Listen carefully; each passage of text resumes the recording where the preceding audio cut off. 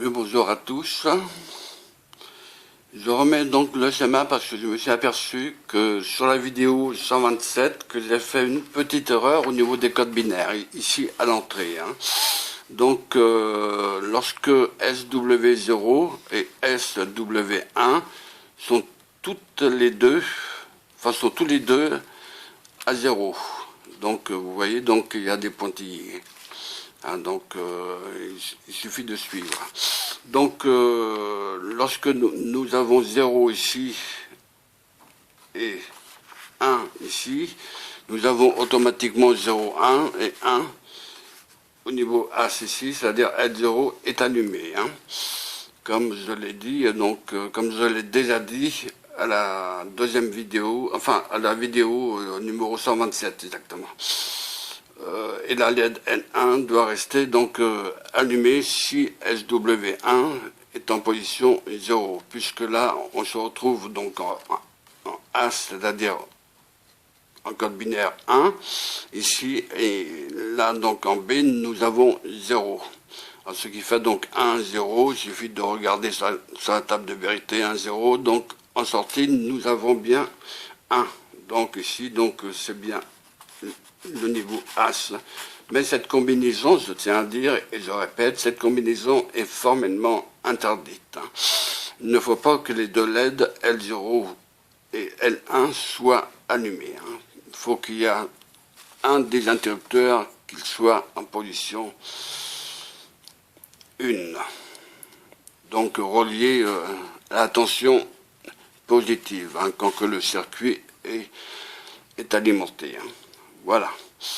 Ça donc, la correction a été corrigée là, cette fois-ci. Donc là, pour cette pratique-là,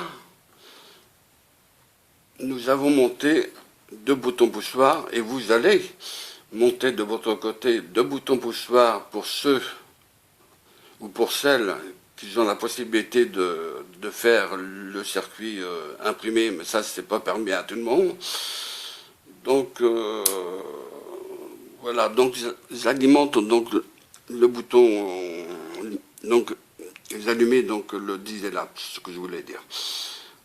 En position initiale L3 allumé, L2 éteinte, L1 allumé, L0 éteinte. Donc les branchements ici sont relativement simples. Nous avons donc P0, le front montant, le front descendant, excusez-moi, le front descendant, ce qui indique une impulsion négative. Vous avez toujours P0 avec le front montant cette fois-ci. Avec le front montant, nous envoyons automatiquement une impulsion positive. Pour P1, c'est exactement pareil. Nous avons donc une impulsion négative et P1 front montant, une impulsion positive. Voilà. Donc je répète à l'aide des boutons poussoirs pour savoir si ça fonctionne correctement. Vous voyez, donc en appuyant sur P0, donc L3 est éteinte, L2 allumée. Je relâche le bouton poussoir. Voilà, donc L2 éteinte, L3 allumé. Maintenant, je fais la même chose avec le P1 cette fois-ci. Le bouton poussoir P1. L1 éteinte, L0 allumé. Si je relâche le bouton poussoir, on se retrouve L0 éteinte et L1 allumé. Ce qui est tout à fait normal. Alors, on peut se dire, mais si on appuie sur tous les deux, bon, vous avez le droit de le faire, pour tester si les deux fonctionnent en même temps, par exemple. Donc, L3 éteinte, L2 allumé, L1 éteinte, L0 allumé.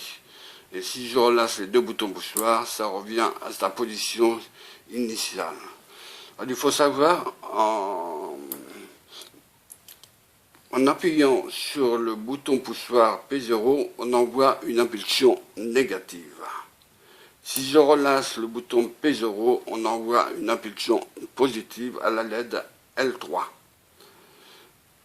Pour P1, c'est pareil, le bouton poussoir P1, c'est pareil, L1 est allumé, L1 est éteinte, L0 est allumé, mais avec une impulsion négative.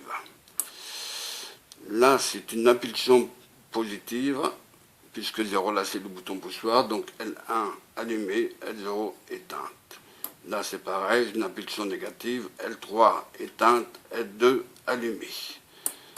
Là, c'est exactement pareil, donc je refais donc l'expérience L1 éteinte, L0 allumé. Voilà pour cette pratique-là. Vous pouvez faire donc appuyer donc, sur les deux boutons poussoirs pour voir s'il n'y a pas de court-circuit par exemple. Mais en principe non, parce que faut bien savoir câbler et bien réfléchir avant. Donc L3 donc éteinte, L2 allumée, L1 éteinte, L0 allumée. Voilà. Donc si on lit en code binaire, donc ça fait 1, 0, 0, 1, excusez-moi, 0, 1, 0, 1, si j'appuie tous les deux. Donc, je prouve que ça fonctionne correctement bien. Là, maintenant, je relâche les deux boutons poussoirs. Nous avons 1, 0. Donc, ça fait 10. Donc, binaire. Donc, ça, donc, on verra au niveau des calculs après, par la suite, quand je mettrai donc les circuits intégrés sur la matrice, enfin sur les matrices, puisque là, il y en a deux. Alors, vous pouvez bien sûr donc acheter donc les deux matrices, mais vous ne verrez pas ces deux matrices-là, ce sont des types professionnels. Ces matrices-là, elles coûtent cher parce qu'à l'intérieur, comme je vous ai expliqué la dernière fois, vous avez donc de l'or et donc quelques carats, mais enfin très minimes, mais enfin donc il faut faire très attention lorsqu'on va insérer les circuits intégrés, y compris les fils d'ailleurs de raccordement. Donc lorsque les fils sont bien raccordés, il faut bien faire attention de ne pas casser le fil à l'intérieur, parce que là vous êtes obligé, à l'intérieur des trous d'une matrice, là vous serez obligé de changer la matrice après. Voilà donc pour cette pratique là, j'ai donc expliqué, voilà. Bon ben je vous renvoie donc à la théorie 4, puisque c'est la quatrième théorie. La prochaine, ça sera toujours la quatrième théorie,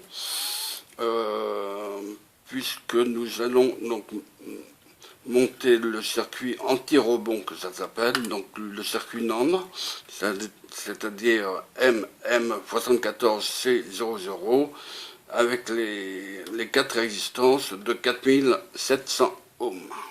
On vous expliquera là, à ce moment-là, à quoi ça sert, donc ces deux résistances-là.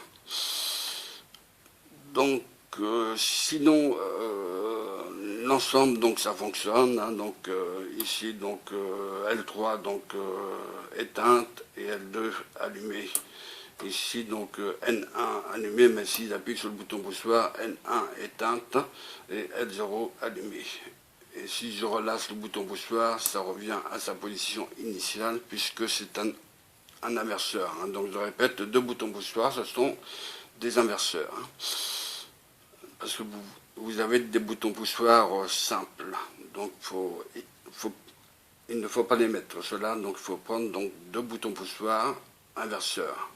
Je me répète, mais je préfère me répéter afin d'éviter donc les bêtises. Voilà. Pour cette théorie, pour cette pratique, donc la quatrième pratique, celle-ci, donc je vous renvoie donc à la théorie correspondant à cette pratique-là. Vous verrez que c'est assez simple, que c'est pas compliqué. Voilà. Donc j'éteins mon désirable et je vous remercie de votre confiance et notamment, donc, je remercie à certaines personnes et non, enfin, à certaines personnes, donc les abonnés et les non abonnés. Donc, je remercie de votre confiance à mon égard. Voilà. Donc, nous avons 234 ou 237, je crois, 239 abonnés, je crois. Donc, c'est déjà bien au niveau de l'électronique parce que tout le monde n'est pas intéressé par l'électronique numérique. Voilà. Bon, je vous dis à plus et je vous souhaite donc une bonne fin de soirée ou une bonne journée pour demain. Voilà. À bientôt. Et merci de votre écoute.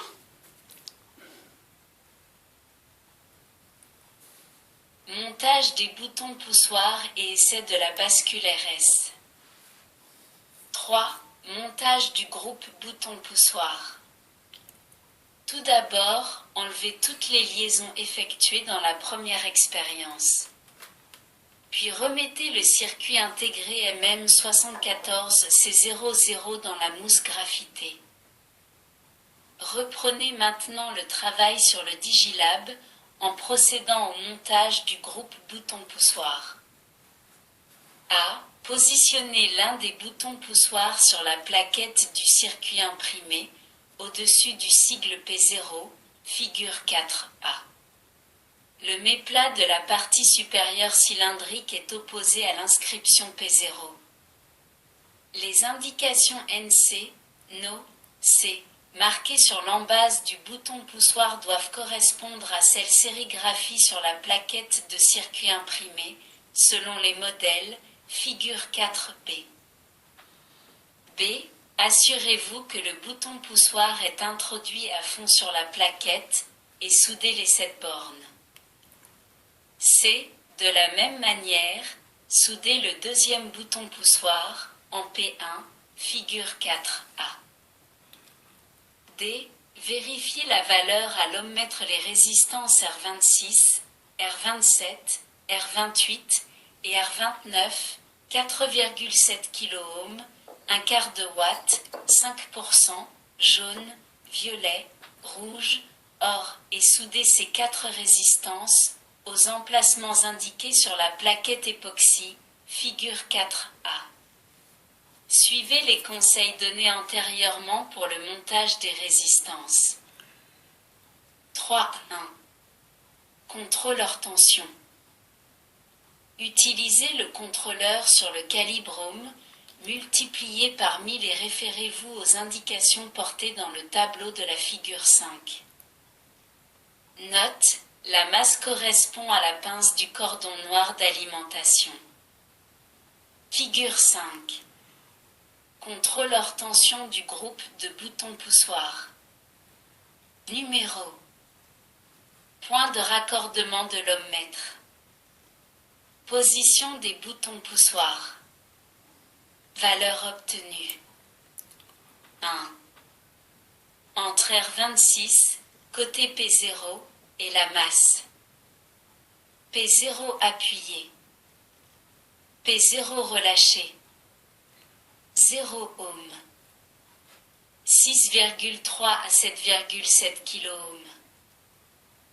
2. Entre R27, côté P0 et la masse. P0 appuyé. P0 relâché. 6,3 à 7,7 kΩ.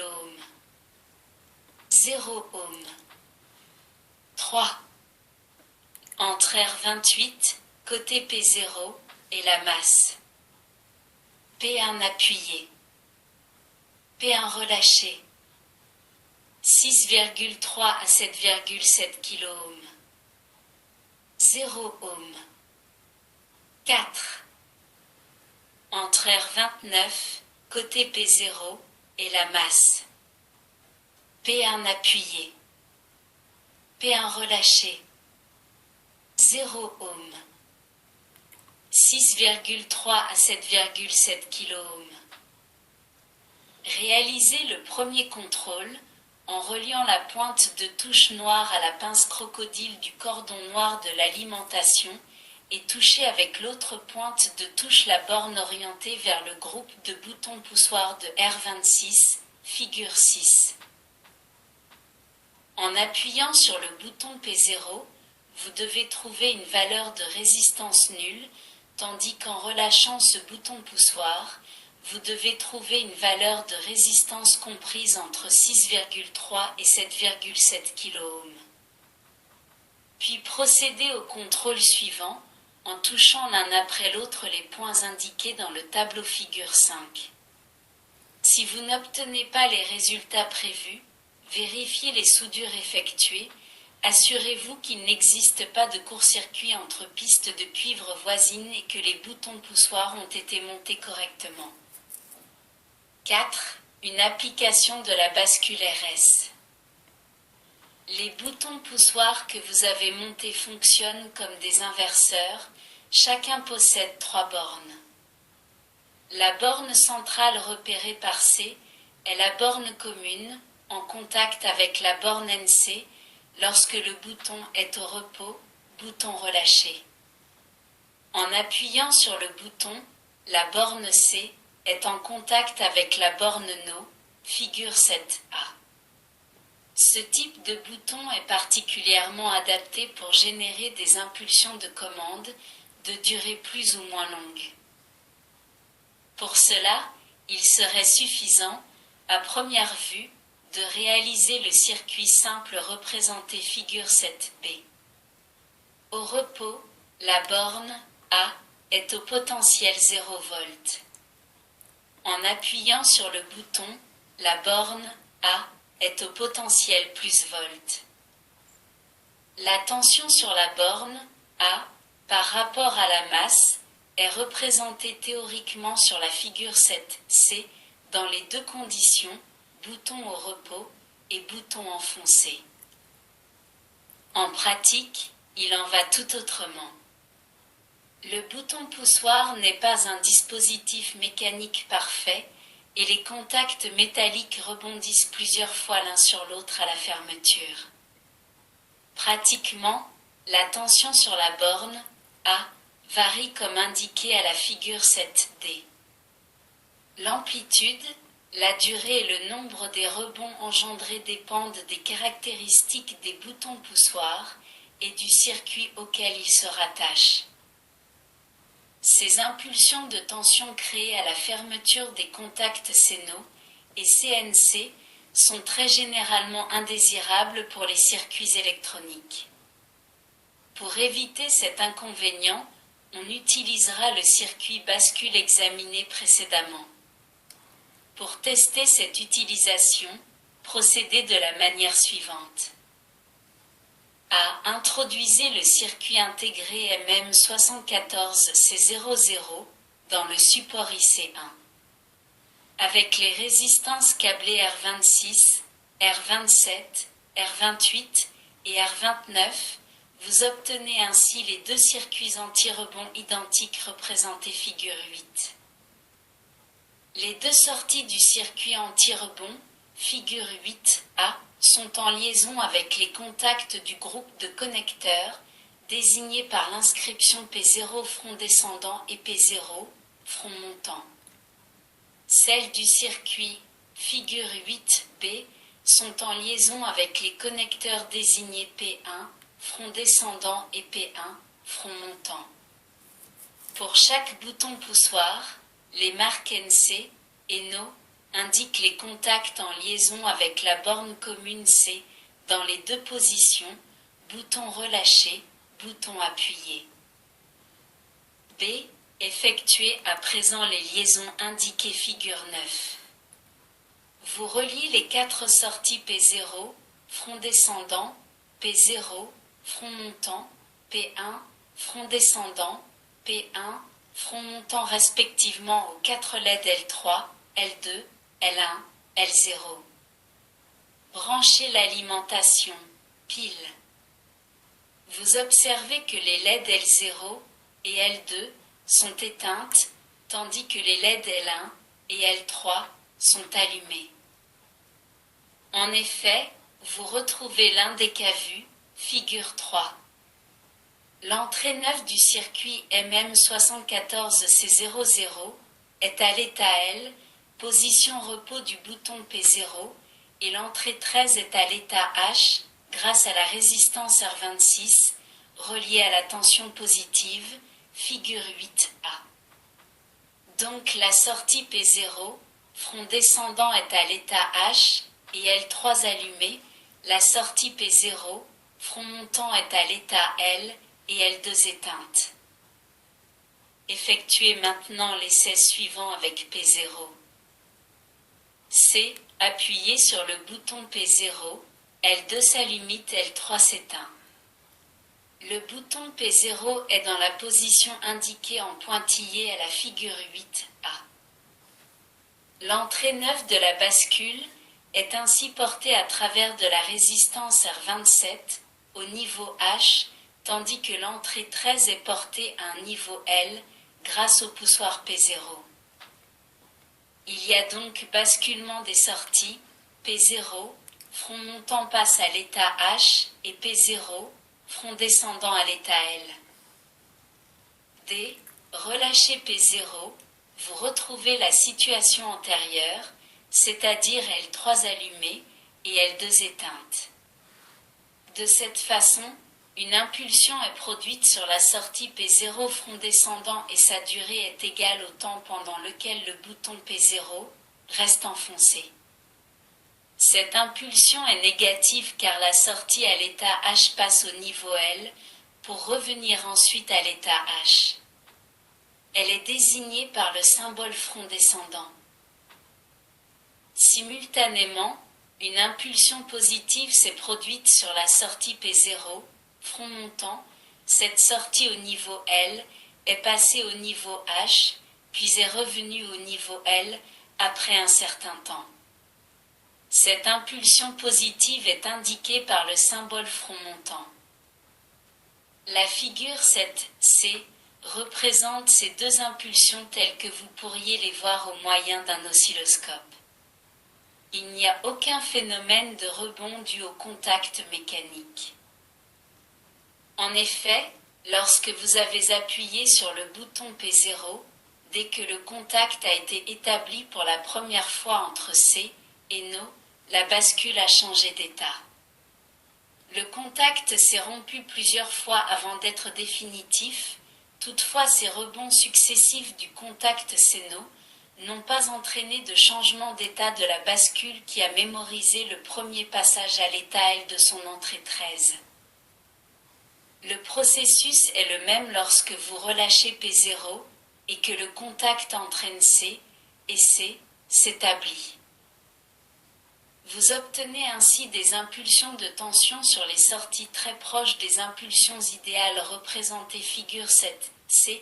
De plus, le passage d'un niveau logique au niveau complémentaire est très rapide car lié seulement à la vitesse de commutation ou de transition très brève de la bascule. Vous pouvez réaliser les mêmes essais avec la seconde bascule représentée figure 8B. Si le circuit ne fonctionne pas comme prévu, vérifiez les liaisons effectuées ainsi que la continuité des pistes de cuivre du circuit imprimé. En cas de nécessité, pour finir, vous pouvez remplacer le circuit intégré MM74C00 par l'autre circuit identique en votre possession. Maintenant, laissez le circuit MM74C00 inséré en permanence dans le support IC1 afin d'utiliser les deux circuits anti-rebond. Vous disposerez ainsi sur le Digilab de deux générateurs d'impulsion qui vous serviront à commander les circuits logiques que vous réaliserez par la suite. Ceci vous permettra de disposer d'impulsions exemptes de parasites.